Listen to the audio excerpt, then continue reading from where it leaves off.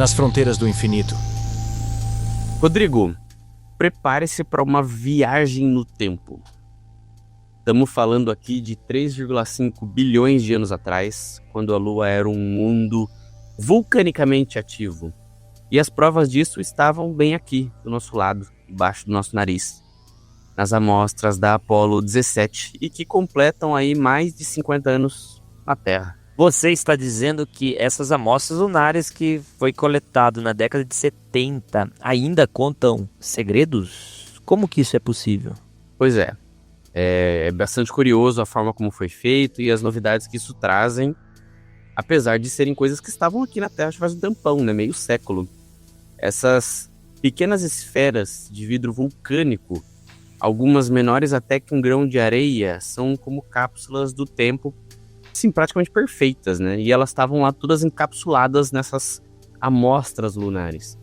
Elas ficaram preservadas no vácuo lunar por bilhões de anos, né? E quando foram coletadas, foram trazidas aqui para a Terra na década de 70, e agora com tecnologia nós somos capazes de fazer algumas análises que nós lá na década de 70 nem sonhávamos. Peraí que ficou confuso. A gente tem uma vidraria lá na Lua, é isso mesmo? Como que a gente tem essa formação de vidro aí no nosso satélite natural, Marco?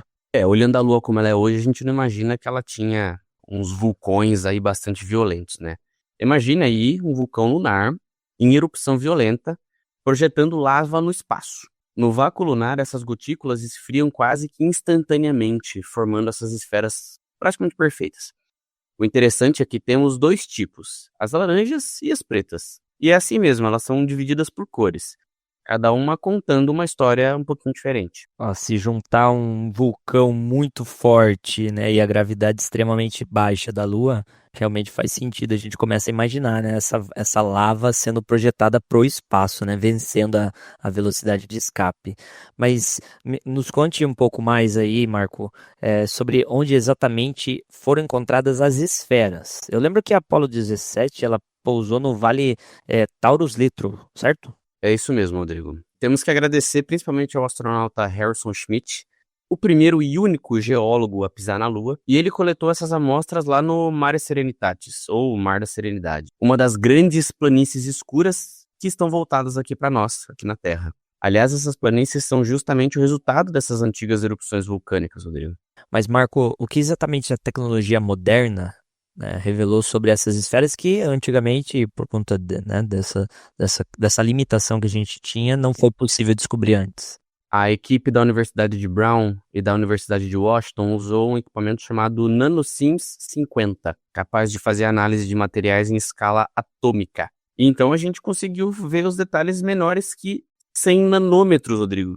A gente não consegue ter dimensão, né, uma vez que o nosso cérebro não consegue compreender o que são essas escalas nanométricas, literalmente. E como que eles conseguiram trabalhar com essas amostras tão delicadas, pensando que você tem ali deve ter um resguardo muito grande, né? Uma proteção muito grande dessas amostras pela importância que ela tem, né? E pensar que, né, essas amostras estão aqui há 50 anos, mas elas passaram bilhões de anos lá na Lua, quase eterno stand-by, até que elas pudessem ser coletadas e analisadas.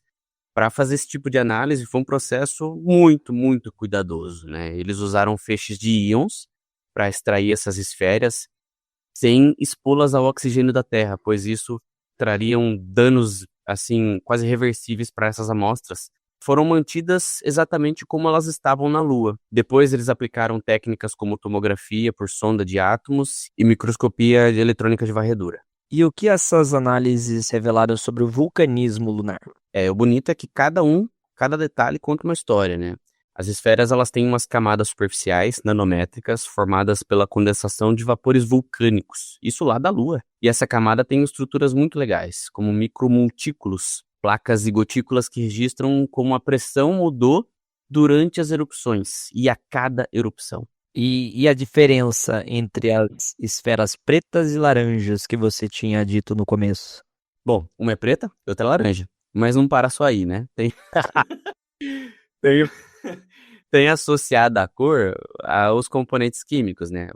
Começando com as pretas, né? Elas contêm cristais de sulfeto de zinco, que indicam que as plumas vulcânicas eram ricas em hidrogênio e enxofre. Já as alaranjadas mostram uma composição um pouco diferente, sugerindo que o vulcanismo lunar mudou conforme o tempo ia se passando lá na Lua. Isso é como ter um registro geológico detalhado do desenvolvimento dessas ações vulcânicas da Lua, né? E foi exatamente assim que que um dos pesquisadores, né, da missão, né, o Ryan Oliori, ele disse que é como ler um diário de um vulcanólogo lunar. E, cara, sabe o que é mais legal? Sabe o que é mais impressionante? Essas erupções aconteciam de forma explosiva. É bastante parecido com as fontes de fogo que a gente vê nos vulcões ali próximo do Havaí hoje. Mas claro que a gente tem que perceber e ter em mente que eram condições completamente diferentes, né? Um outro corpo celeste, a gente não tá na Terra, né? Foi na Lua que aconteceu isso. E quando a gente fala de vulcanismo, a gente está falando de uma ação intrínseca, né? E normalmente ela está revelando alguma coisa de dentro, né? Então a gente consegue tirar alguma ideia através dessas ações do vulcanismo do interior da Lua naquela época. E aí vem a poesia, né? Essas esferas, elas são como janelas diretas para um manto lunar antigo. Elas mostram que a Lua tinha uma atividade vulcânica muito mais complexa do que a gente imaginava, cara. E o fato de encontrarmos essas diferenças entre as esferas sugere que o vulcanismo evoluiu significativamente ao longo de centenas de milhões de anos de atividade vulcânica na Lua.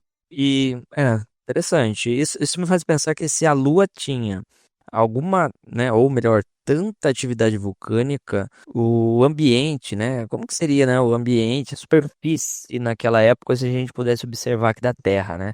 Será que seria uma paisagem lunar completamente diferente, com erupções frequentes, talvez ali uma nuvem, um manto, né, gasoso em volta ali da superfície, e essas pequenas esferas de vidro caindo sobre a superfície?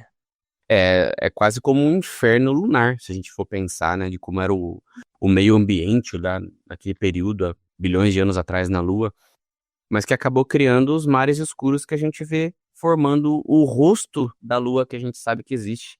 Que é uma questão de perspectiva, né, dos observadores daqui.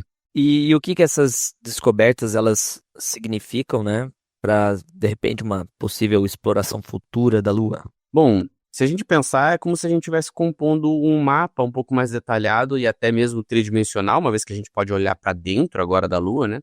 Mas forma como se fosse um mapa do tesouro. Para próximos geólogos, e espero que esses cientistas consigam estar presentes no solo lunar, para fazer cada vez mais exploração do que é o Sol do nosso satélite natural, sabendo onde e o que procurar. Essas futuras missões, elas podem coletar amostras ainda mais reveladoras sobre o período histórico, nesse caso da Lua. E pelo que eu vi, esse estudo foi publicado pela revista Icarus, né?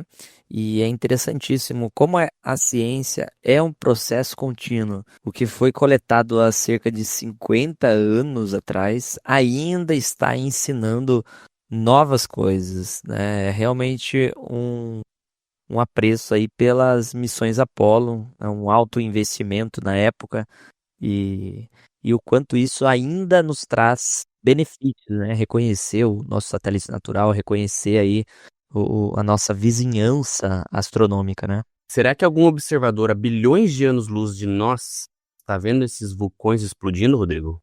E isso a gente está falando de bem antes até mesmo dos dinossauros, hein? Pois é, e a gente sabe que olhar para a astronomia é olhar para o passado. E pensando que as pessoas, ou qualquer tipo de ser que esteja olhando para nós, de lá do espaço, está olhando para o que foi o passado da nossa região aqui. E com essa confusão mental que eu deixei todos os nossos ouvintes sobre o tempo e sobre as posições no universo, eu encerro aqui o nosso bloco nas fronteiras do infinito, que é para isso que esse bloco existe, né? Que é para empurrar as pessoas para as fronteiras do conhecimento, para a fronteira de conhecimento científico que nós temos disponível na academia. E esse artigo que a gente fez agora, a nossa divulgação aqui, trazendo essas rochas analisadas, né, da Lua, foi feito há poucas semanas. E aqui concluímos o nosso bloco nas fronteiras do infinito. Espero que tenham gostado.